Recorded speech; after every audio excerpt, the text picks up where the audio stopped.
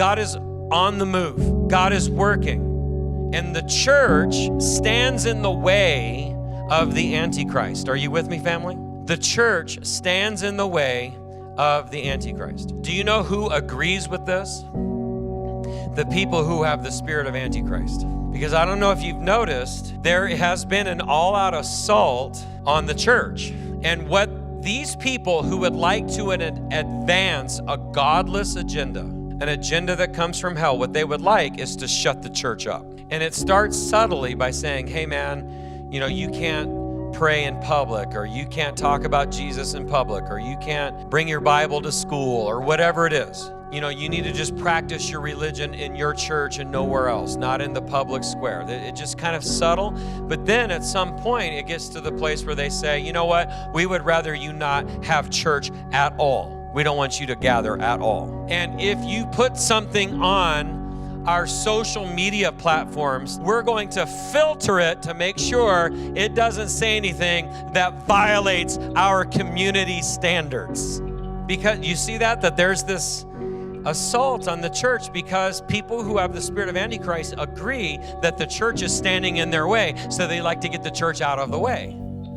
They can't get the church out of the way. Only God has that authority, Pat.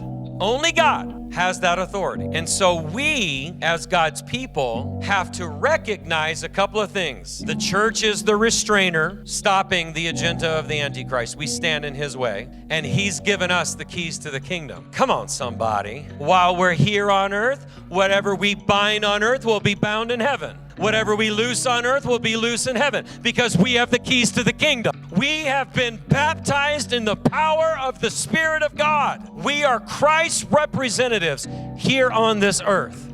Oh, and by the way, we have an agenda, and the gates of hell can't stop it. Woo, come on now. So the church is the restrainer that stands in the way of Antichrist. I need you to know this.